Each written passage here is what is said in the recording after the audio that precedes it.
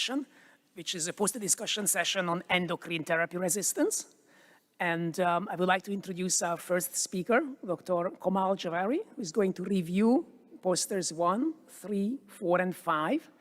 And after her presentation, I will ask the presenters to come up to the podium and answer questions that may come in through online or from the audience. So, Dr. Jhaveri.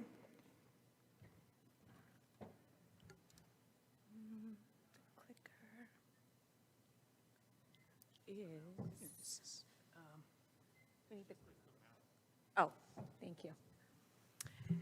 Thank you so much. Good morning, everyone.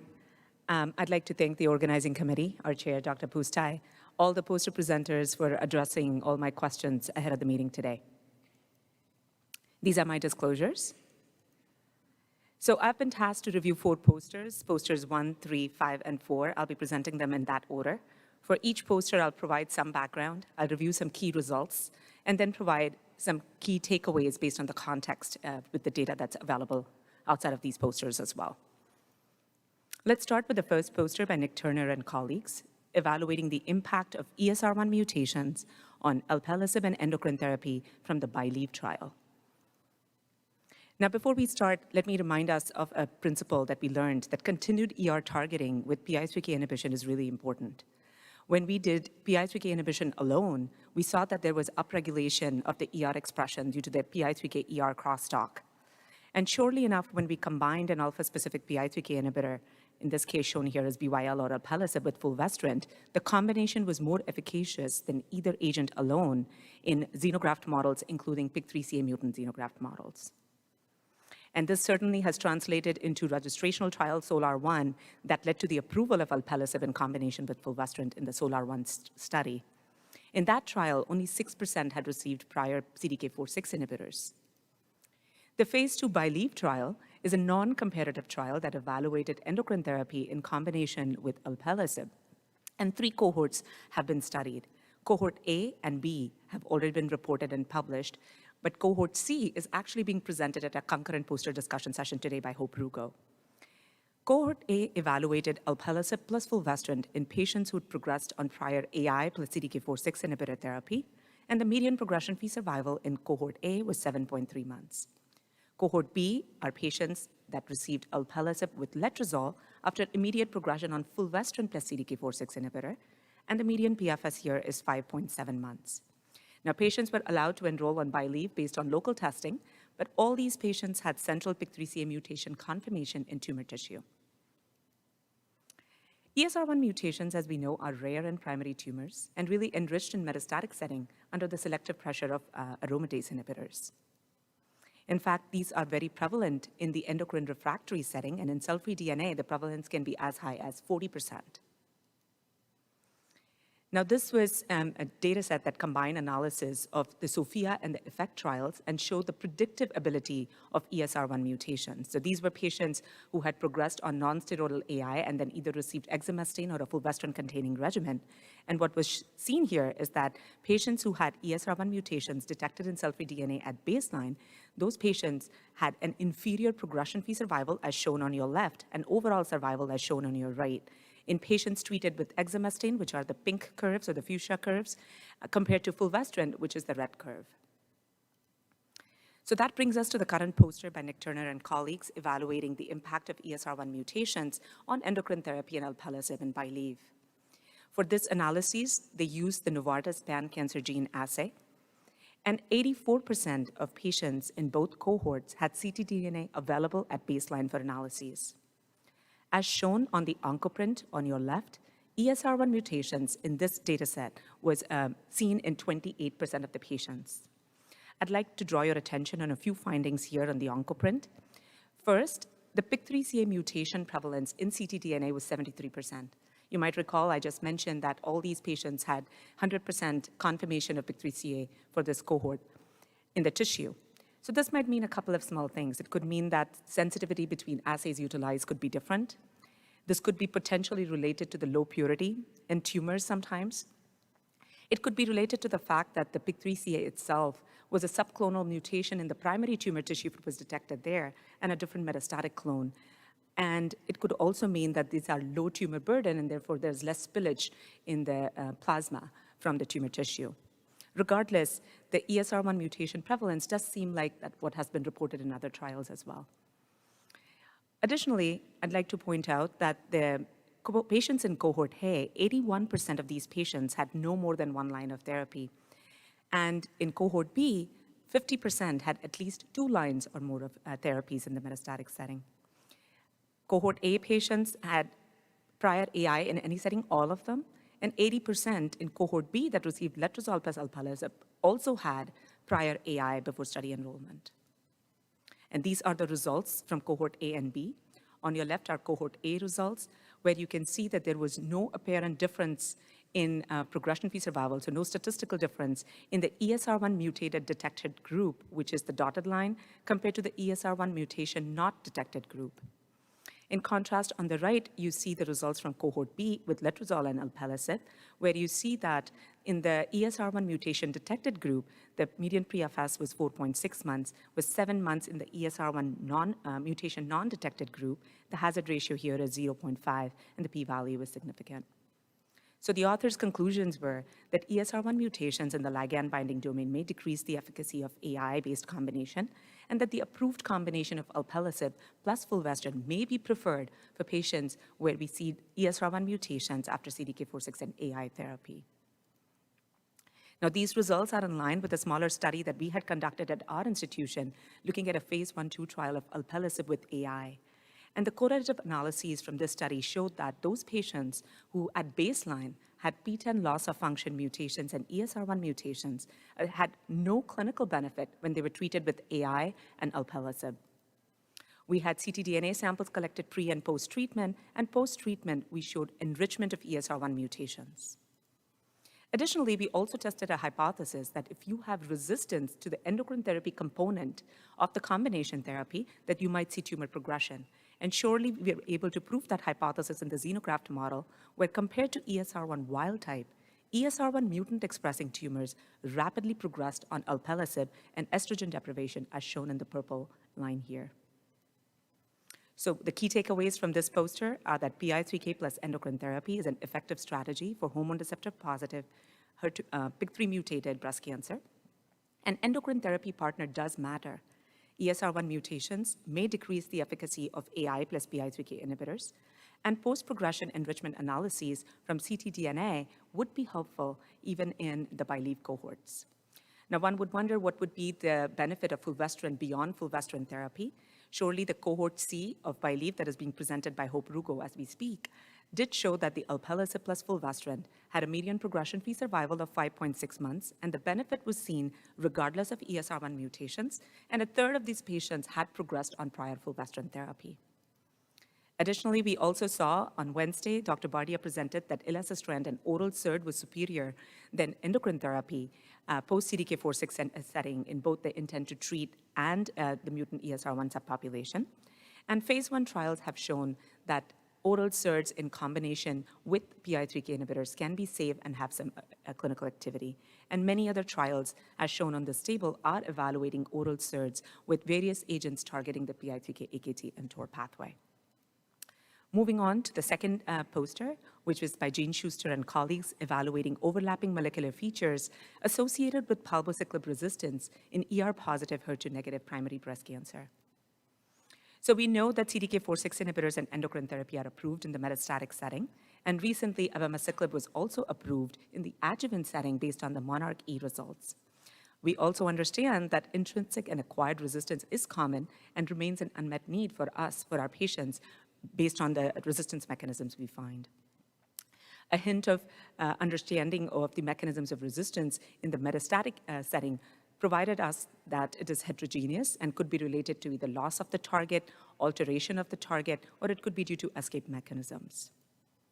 What Dr. Schuster and colleagues decided to do was try to understand the resistance mechanisms from a neoadjuvant pilot trial, which is a phase 2 randomized neoadjuvant study of letrozole with or without palbociclib for postmenopausal women with hormone receptor positive HER2-negative breast cancer. These patients were randomly assigned 3:2:2:2 to one of the 4 groups shown here. All patients had a 2-week run-in and either received letrozole alone followed by letrozole for the rest of the treatment, letrozole alone followed by letrozole plus palbociclib, palbociclib only followed by letrozole and palbo, and letrozole palbo for 14 weeks. At the end of 14 weeks, Ki67 was assessed by immunohistochemistry, and patients who achieved a complete cell cycle arrest, which is defined as less than 2.7%, were deemed to be sensitive to palbociclib. Those that did not achieve a complete cell cycle arrest, which is more than 2.7% or higher, were deemed as resistant to palbociclib. 30% of the patients in Group A achieved complete cell cycle arrest, and about 90% achieved complete cell cycle arrest, suggesting that greater suppression of proliferation with added palbociclib was seen, but there is certainly evidence of resistance in at least some patients based on that non-complete cell cycle arrest. They then went ahead and performed RNA-seq and whole exome sequencing. So of the 307 patients, 188 patients had whole exome sequencing and RNA-seq data available, and they used that to identify biomarkers of resistance and sensitivity. So let's review the first analyses that they performed. They did gene set enrichment analyses. Now for this, you take the top genes that you rank for patients who did not have a complete cell cycle arrest, and you rank them at the top. At the bottom, you have the gene sets for complete cell cycle arrest. And the normalized enrichment score is the degree to which these genes are overrepresented for the non-complete cell cycle arrest. And as shown here, you can see on the right-hand side with letrozole and palbo for patients who did not achieve complete cell cycle arrest, there were many gene sets that were overrepresented or enriched, but the two gene sets that were significant and independently enriched were the proliferation genes on the top, the green, and the purple genes, which are the immune-related genes. Additionally, they also showed that there was letrozole alone sensitivity seen, so that is complete cell cycle arrest seen, and that was associated with the estrogen response signaling genes. They went ahead and also showed that those patients who did not achieve complete cell cycle arrest with letrozole and palbo also had enrichment for immune gene cell expression. And additionally, they also had enrichment for the checkpoint inhibition genes, as shown on these box plots that I have circled. Next, they looked at the top 10 genes with somatic mutations in the letrozole-only arms and the letrozole plus palbo arms. And what they found was that in the letrozole-only arm, there was a significant enrichment for MAP3K1 mutations in patients who had complete cell cycle arrest, and P53 mutations were enriched in those with non-complete cell cycle arrest and letrozole only. There was also a trend for P53 mutations enrichment in the letrozole plus palbo. Patients with MAP3K1 mutations have significantly lower baseline Ki67, likely representing a greater percentage achieving complete cell cycle arrest. And patients with P53 mutations had a significantly higher Ki67. All in all, the percentage of non-complete cell cycle arrest seen in the letrozole-only patients with P53 mutations was 78%, and that was 27% in the letrozole plus palbo arm, suggesting that P53 mutant patients will still benefit from greater suppression of Ki67 with added palbociclib. Next, they looked at heat map and clustering based on median-centered single-sample gene set enrichment scores per patient for 3 gene sets: the proliferation in green, estrogen response in orange, and the immune signaling in purple. And the heat map was then divided into 8 categories on the top, separating the patients by the average scores for these 3 pathway gene sets. And significant enrichment for letrozole plus palbo was seen in categories 1 and 2 with high proliferation, high immune signaling, and P53 mutations. And most benefit of adding palbociclib was seen in category 3 patients with high proliferation and low estrogen signaling.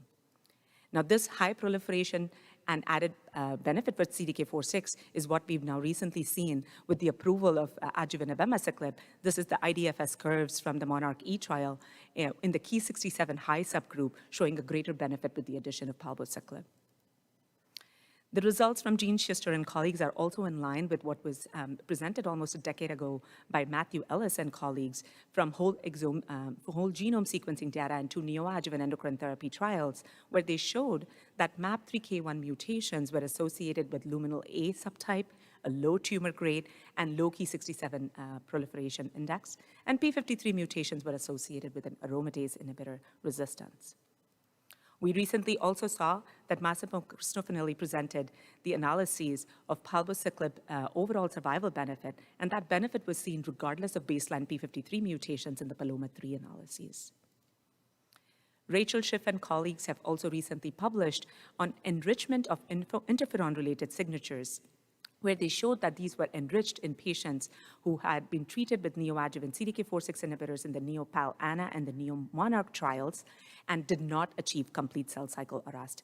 So patients compared to the sensitive patients with complete cell cycle arrest, the resistant patients had more interferon gamma, more interferon alpha responses, and more IRPS or interferon-related palbociclib resistance signatures. This was validated in the NeoMonarch as well.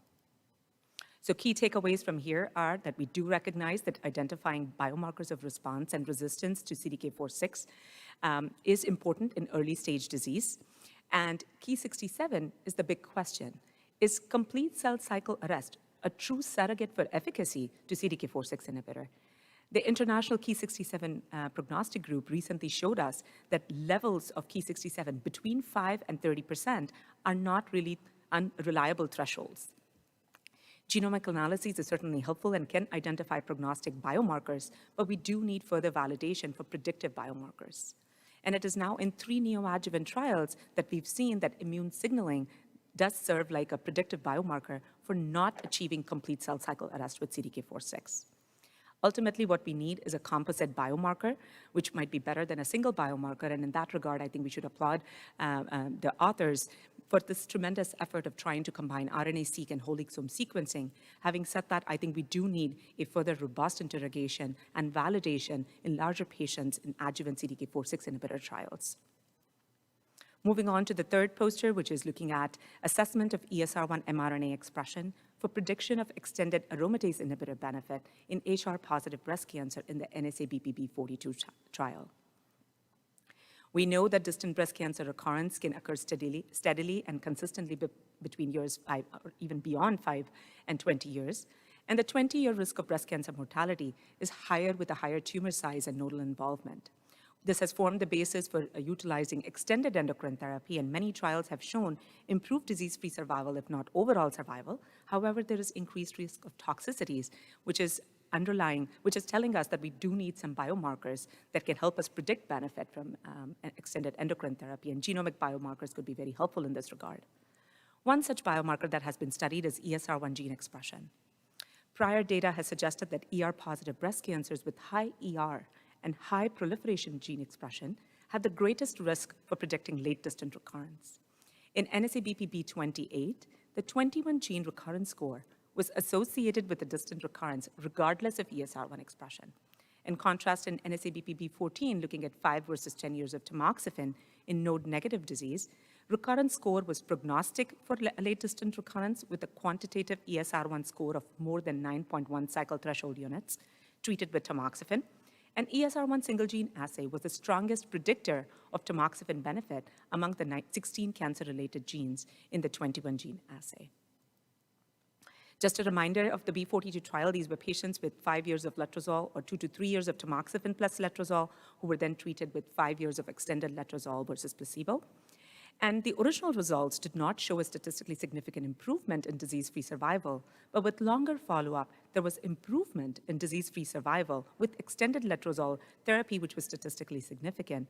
However, the absolute improvement for distant recurrence was rather modest at 1.8%. This brings us to the current poster by Terry Mamunis and colleagues, where they looked at a stratified cohort of 728 patients. These patients are all patients with distant recurrence, patients with local recurrence without distant recurrence, and a random sample of patients without any recurrence that was stratified by the following factors that are shown here on the slide. Of these 728 patients, 587 patients had tissue available for analyses, and they used weighted Cox proportional hazards regression with adjustment for nodal status to test for the interaction of ER single gene score with extended letrozole therapy using ER as a continuous variable or as a categorical variable with the threshold of 9.1. The primary endpoint here was distant recurrence. And the results are shown here. There was no significant interaction of treatment with single gene score as a continuous variable or as a categorical variable in this analysis. No significant interaction for single gene score with treatment interaction was seen even in the subgroups, such as node positive or negative, patients with prior AI versus TAM or AI, or the HER2 positive or negative subgroups. So key takeaways here are that the main goal of extended endocrine therapy is to reduce distant recurrence and mortality. And the disease-free survival benefit that was seen with extended endocrine therapy in the parent NSABP B42 trial was primarily driven by the contralateral prevention with modest benefit in distant recurrence. ESR1 mRNA expression did not predict extended endocrine therapy benefit in NSABP B42. However, the analysis here has its limitations, including that it's underpowered and there were very few distant recurrence events. Molecular assays such as the breast cancer index can help predict benefit for extended endocrine therapy in node-negative and N1 positive breast cancer. And when BCI was used to predict this benefit in NSABP42, we saw that benefit only in the time-dependent analyses for distant recurrence. This is a great segue for our last poster, which is evaluating breast cancer index and assessment of the net treatment benefit of extended endocrine therapy in hormone receptor-positive breast cancer. Now, breast cancer index reports results from two biomarkers. It has prognostic result and a predictive result. The prognostic result takes into account the proliferation gene signature, the molecular grade index, and combines that with the estrogen signaling pathway signature, which is HOXP13 IL-17BR or H2I ratio. The BCI predictive specifically uses a separate algorithm for the H2I ratio. Now, BCI has been shown to predict endocrine benefit across multiple studies shown here, including Stockholm, MA17, TransAtom, and the IDEAL studies. And it's the only assay that is actually recognized by guidelines to predict recurrence prevention benefit in early stage node negative or N1 disease. A reminder on the IDEAL trial that was the subgroup that was used for the BCI analyses. IDEAL trial evaluated 5 versus 2.5 years of letrozole. And for the BCI analyses, 908 hormone receptor positive patients. These were patients that were predominantly node positive, 73%. 48% were PT2 tumors, 88% had prior AI, and 68% had prior chemotherapy.